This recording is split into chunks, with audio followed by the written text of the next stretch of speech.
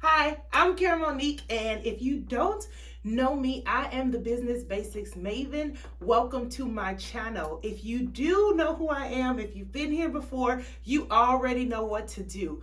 My channel focuses on the foundational principles and the business basics of starting a new business or repivoting. Typically, I work with women entrepreneurs in the startup phases or those that are looking to make a shift or a pivot in their business so that they can continue to grow. I started this YouTube channel not too long ago to really expand on that network and allow additional folks and other people outside of just my typical women entrepreneurs to really access some of the knowledge that I have and really build on those foundational tools, because that is what is often missing from businesses being successful. They follow all these gurus who know all these things, but nobody is teaching them the fundamentals of how to start, the things that are needed before you even start to really talk about money, numbers, and all of those things. So if you are new here, please like, subscribe, and share this channel. Make sure you turn on your notifications, and if you really love this video, give it a thumbs up. You can also be sure to leave some comments or questions below, because I will be sure to come back and answer those once this video is uploaded. So let's jump right into it.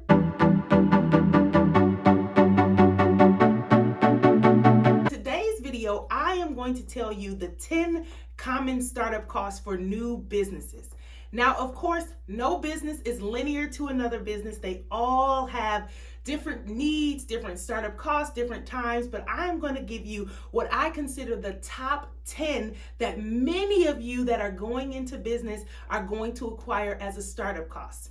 But before I jump into those startup costs, you probably want to know, what is a startup cost? So there are lots of different terminology around finances, around getting a business going. One of the terms that you will often hear is startup costs. Your startup costs, the easiest way for me to say this is, your startup costs are all the things that you need to purchase before your business makes a dime or a dollar. Now, can you probably have some startup costs incorporated into a business once you've already started it? Sure, but you probably started your business as a hobby, or you probably were just testing the water. But basically, your startup costs are going to be everything that it cost you to get the business going and that you need to pay back. So think of your startup costs in this way. You have a jar, and in that jar is empty when you first get it. There's a lid on it and everything. You decide, hey, it's October 1st. I want to launch my business November 1st. So what you do is you're going to open up that jar. You're going to take that lid off. Between October 1st and November 1st, every single thing that it takes for you to get that business up and going, that's not going to continue to happen. So maybe that might be your electronics or your equipment, some of those things. You're going to throw those things into that jar, right?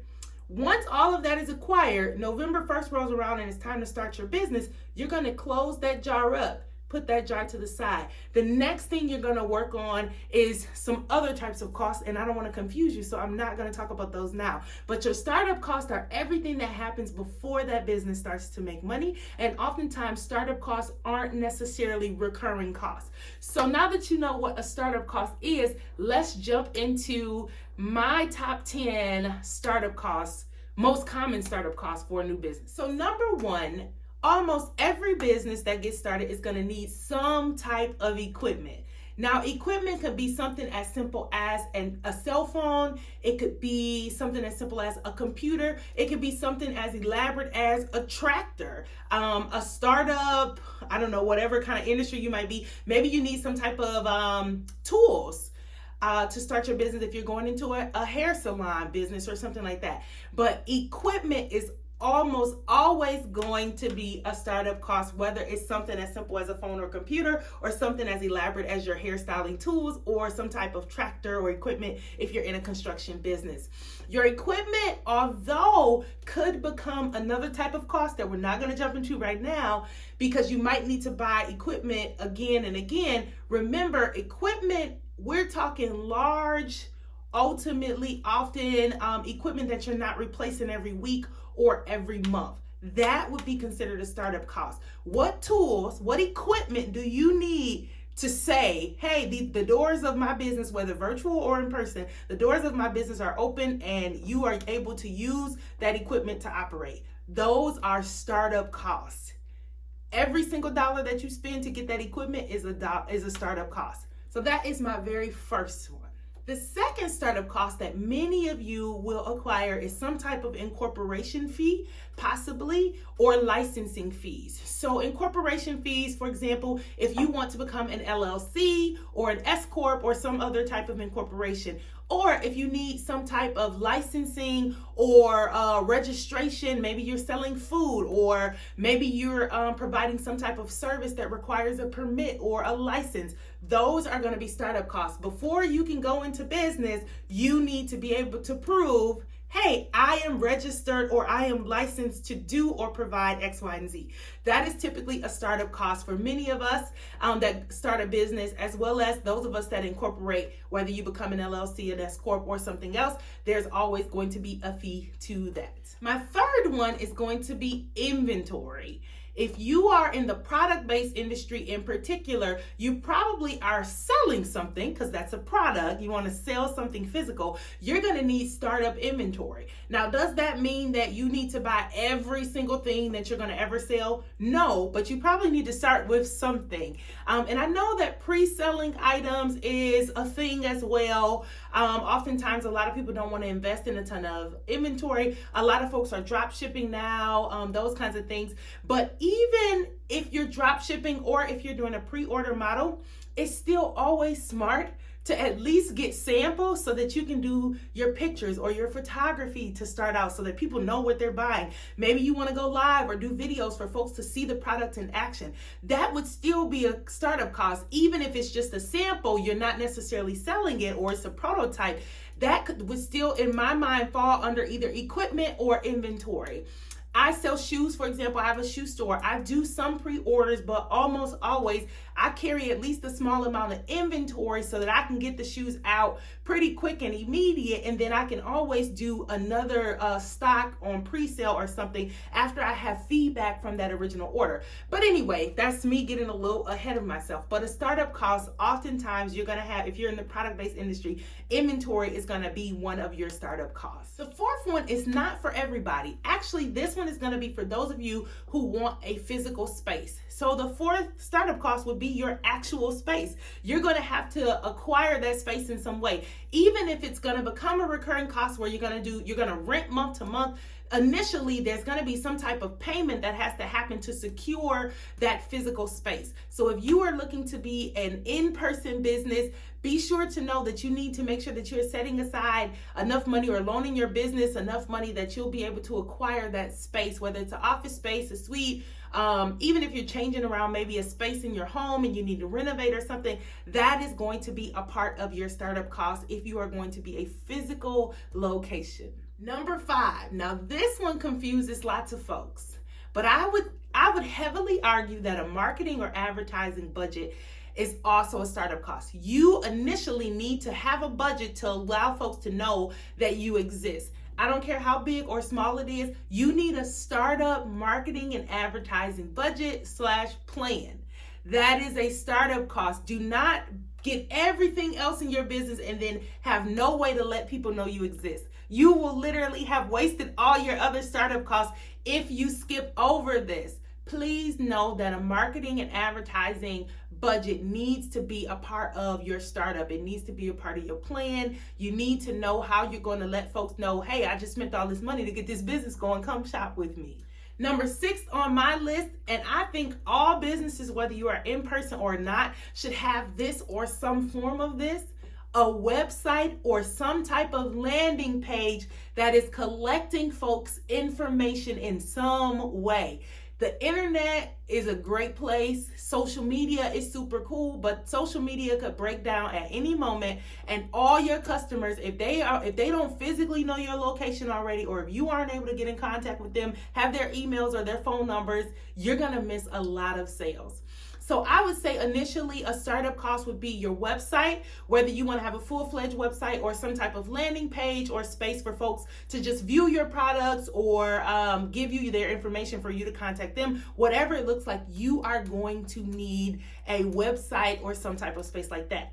Now, let's take a little turn, because I love all things websites. I love presentation. I think that they're super important for businesses, especially nowadays. The internet is so saturated with online businesses and folks in the internet space in general. You can buy anything almost anywhere, anytime. I have a couple recommendations for those of you that are looking for websites. So for those of you that don't know, I love Shopify. Shopify. I am a huge advocate for Shopify, especially for those of us in the product-based space. Shopify is super easy to use, super affordable, integrates with almost every system and program out there now, and it just is really, really user-friendly. You're able to build a Shopify site on your own or hire someone that can navigate it pretty quickly. So my first recommendation, of course, is always going to be Shopify. But there are some other platforms out there. You can use Wix, you can use Square, you can use Squarespace, you can use Weebly. So many different platforms that you can sell on as well. But I, of course, am always going to advocate for Shopify. I'll also drop a link in the description box for you all to get a 14-day free trial if you want to start looking into a Shopify website or a Shopify store. They also have free templates for you to use. So that's enough of my little break. But that is also one of the startup costs that I would say most commonly almost all businesses will have when they first start. The seventh one that I would say is a typical startup cost is going to be software. Now, there are all different types of software. I mean, when I say software, I'm talking general.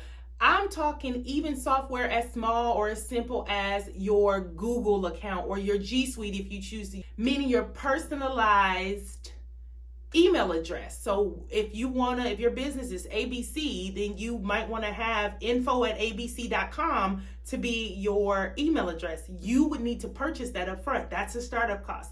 If you are using spreadsheets or something like that to manage your money, that's a startup cost, whatever program that you're using. So maybe you're using Wave or you're using QuickBooks, or you could even just be using traditional Excel or doing it through Google spreadsheets or through your Drive. I would totally recommend that you put that in your budget as well. I mean, we could also be talking software as extensive as if you need to do some type of editing, photoshopping, anything like that that's going to require that you add a system to your organization. It could even be, I mean, there's so many things out there. I'm drawing a blank on so many of them now, but always think about what types of software you might need. Editing software, programming software, all those things.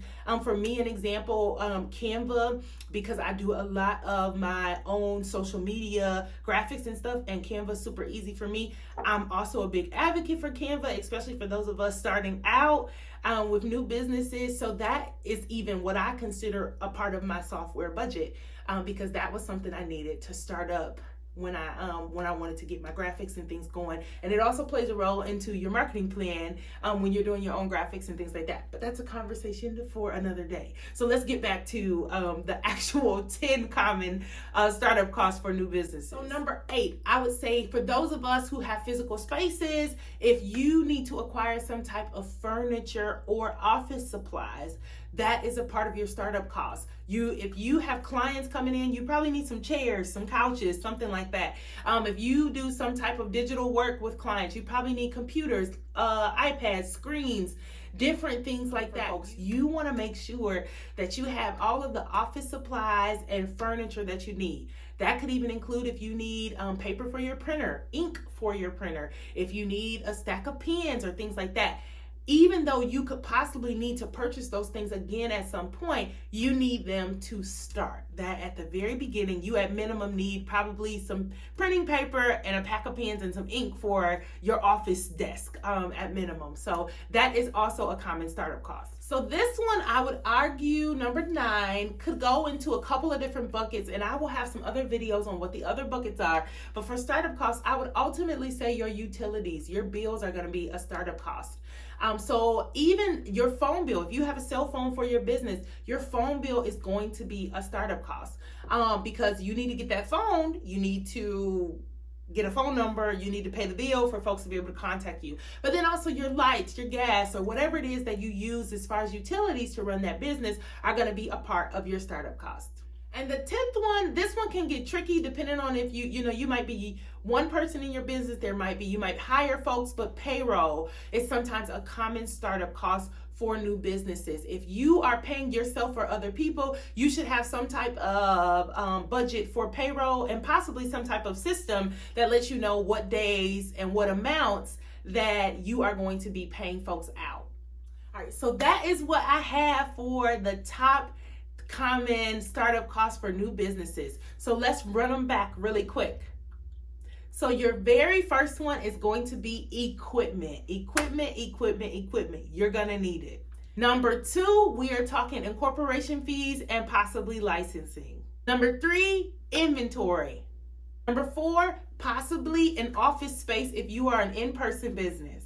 Number 5, you are going to need marketing and advertising. Even if it's a small budget, that is a startup cost. Make sure you put that in there. Number 6, you are going to need some type of website or landing page to let folks know how to get in contact with you or vice versa, or how to purchase your product or service.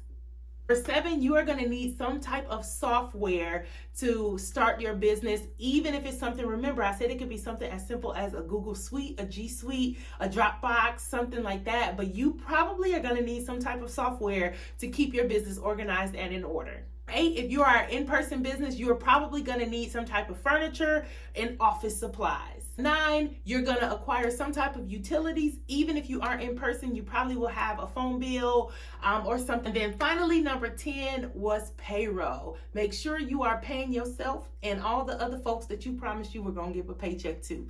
But anyway, I hope you enjoyed this video. If you have any questions or comments, please leave them below.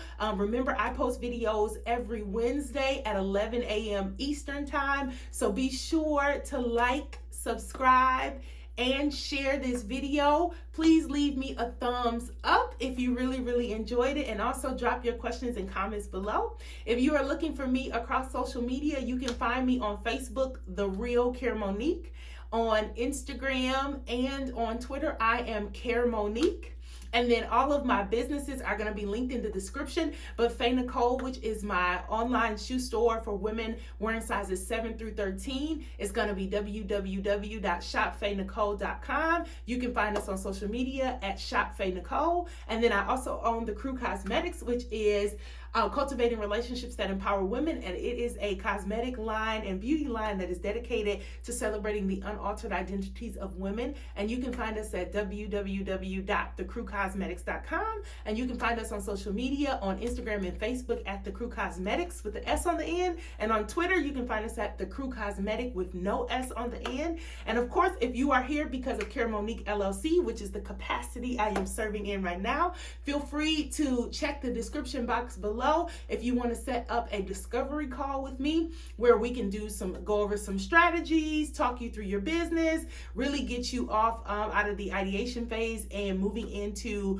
really getting your business off the ground. I would love to chat with you. Please also check out caremonique.com. I have tons of ebooks and worksheets and checklists and all sorts of resources for those of you who really need to get started in your business and really get things flowing. So thanks so much for watching this video, and I can't wait to see who has liked, subscribed, and shared. I'll see you all in the next video.